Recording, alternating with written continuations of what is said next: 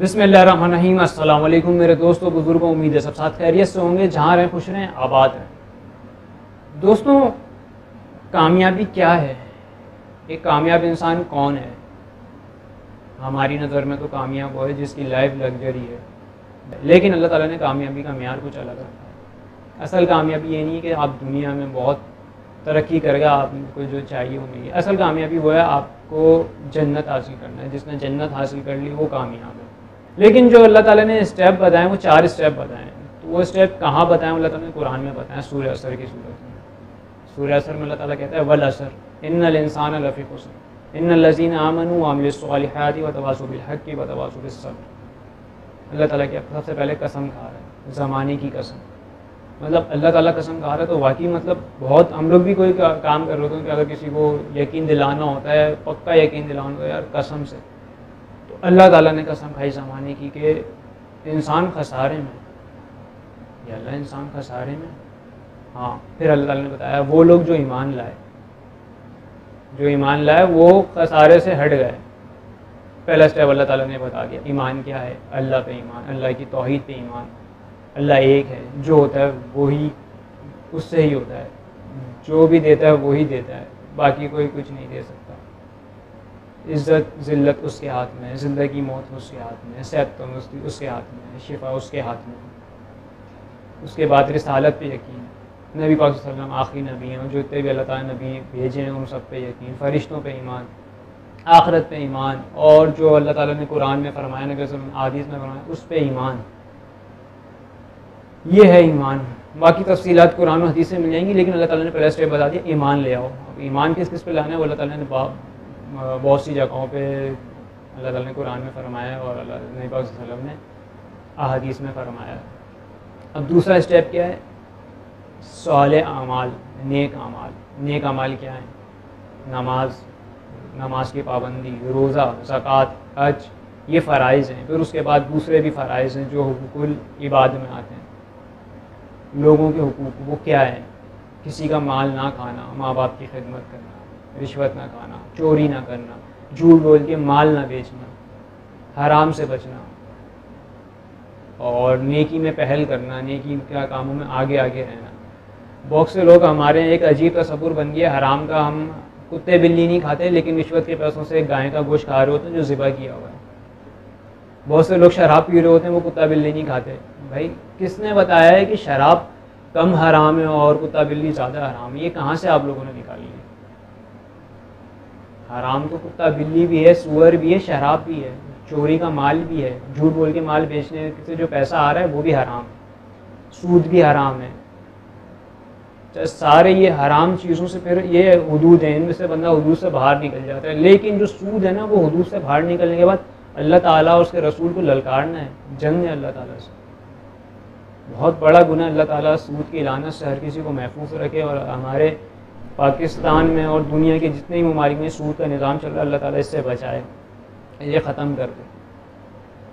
پھر نیک صالح اعمال کر لیا، اب آپ ایمان لے آئے تو تقریباً الحمدللہ تمام مسلمانوں کے اندر ایمان ہے، لیکن نیک صالح عمل کرنے والے میں تھوڑے کم ہو جاتے ہیں۔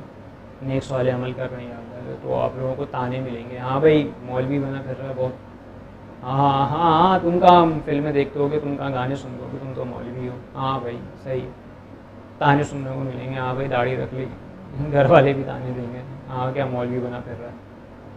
بہرحال یہ 2 اسٹیپ پھر بھی آسان ہے، کیونکہ اپنے آپ سے لڑنا، اپنے نفس سے لڑنا۔ تیسرا اسٹیپ ہے لوگوں کو حق کی تلقین کرنا۔ حق کی تلقین کیا ہے؟ جو آپ نیک صالح اعمال کر رہے ہو نا، لوگوں کو بھی بتاؤ۔ ایک بستی کا واقعہ ہے نا کہ اللہ تعالیٰ جبرائیل علیہ السلام کو بھیجتے ہیں کہ فلاں بستی کو پلٹ دو۔ جبرائیل علیہ السلام آتے ہیں، ایک بندہ اپنے گھر کے اندر خوب عبادات کر رہا ہوتا ہے، تو واپس اللہ تعالیٰ کے پاس جاتے ہیں، یا اللہ وہاں تو تیرا بہت نیک بندہ ہے، وہ عبادت دن رات عبادت میں مشغول رہتا ہے، تو اللہ تعالیٰ کہتے ہیں سب سے پہلے اس کے اوپر زمین پلٹو، پھر باقی دوسری بستی والوں پہ پلٹنا۔ یا اللہ کیوں؟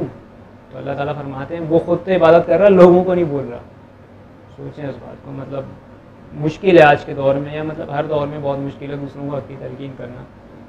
جب آپ حق کی تلقین کریں گے، لوگوں کو روکیں گے، لوگوں کو بولیں گے یار نہیں پیو شراب، یار رشوت نہیں لو، چوری نہیں کرو، جھوٹ نہیں بولو، جھوٹ بول کے مال نہیں بیچو، تو پہلے 2 اسٹیپ میں تو آپ کو صرف تانے مل رہے تھے، تیسرے اسٹیپ آپ کو گالیاں ہی پڑیں گی اور مار بھی پڑے گی.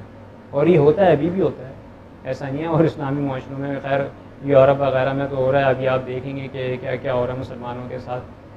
لیکن یہ پاکستان کے بھی بہت سے علاقوں میں ہوتا ہے، جس کی سب سے جو ہماری فرقہ پرستی کی لعنت پڑی ہوئی ہے نا ہمارے معاشرے کو، اللہ تعالیٰ اس لعنت سے ہمیں چھٹکارا دے، ہمیں شعور دے. اور علماء کرام جو اچھے علماء کرام ہیں وہ آگے آئیں تمام مسالک کے جو بھی، اور امت میں اتحاد پیدا ہو. تو جب آپ ان کو بولیں گے تو وہ آپ کو ماریں گے. حضرت نوح علیہ السلام کے ساتھ کیا ہوا؟ حضرت نوح علیہ السلام ایمان لے آئے، نیک اعمال بھی کر رہے ہیں. پھر جب انہوں نے تلقین کرنا شروع کی نا کہ اے میری قوم بت پرستی نہیں کرو، مشرک مت بنو، شرک چھوڑ دو. اب آپ بولیں گے نا قبروں پہ شرک نہ کرو، بھائی قبر والے نہیں دیتا کچھ بھی، قبر والے سے نہیں مانگو. تو آپ کو کیا کیا تانے کہ آپ کو مار بھی پڑے گی اگر آپ کسی مزار پہ جا کے بول کے تو دیکھو. یا پھر جو جس طرح کے نعرے رائج ہو گئے ہیں وہ اگر اس پہ آپ بول دو تو آپ کو کیا پتہ چل جائے گا بھائی. یا پھر آپ شادیوں میں بولو بھائی یہ کیا شادی میں لگایا ہوا آپ نے، عورتیں بھی بیٹھی ہوئی مرد بھی بیٹھے ہوئے، یہ کیا ہے؟ بول کے دیکھو آپ کی تو وہیں پٹائی ہو جائے گی بھائی. شادی نیک نکاح کتنا پاکیزہ عمل ہے، اس پہ کیا ہو رہا ہے آپ نے تو اللہ معاف کرے تو پھر برکت کیسے ہوگی، کہ پھر اولادیں کیسی اچھی پیدا ہوں گی. جو نکاح ہو رہا ہے اس میں ہی ڈھولکی ہو رہی ہے، ناچ گانا ہو رہا ہے، اور اللہ معاف کرے گھر کی عورتیں ہی ناچ رہی ہیں. عورتیں ناچ رہی ہیں گھر کی، جو مطلب کسی زمانے میں ایک بہت ہی برا کام سمجھا جاتا تھا، طوائفوں کے کام ہوتے تھے. تو خیر اللہ معاف کرے، اللہ بچائے ان چیزوں سے. اب کیا کرو گے؟ پھر اس کے بعد اللہ تعالیٰ نے کہا صبر کی تلقین کرتے ہیں، صبر کرتے ہیں. یہ سارے کام تو آپ نے کر لیے، پھر چوتھا اسٹیپ ہے صبر کرنا. یا اللہ ہم سب کو صبر عطا فرما اور ہم سب کو یہ سب کام کرنے کی توفیق عطا فرما. اللہ ہم سب کو توفیق دے. میری بات اس کو بری لگی ہو تو معافی طلبگار ہوں. سب سے پہلے میں ان سے ہی پہلے اللہ کے حضور معافی طلبگار ہوں اگر مجھ سے کوئی غلطی ہوئی تو. اللہ حافظ.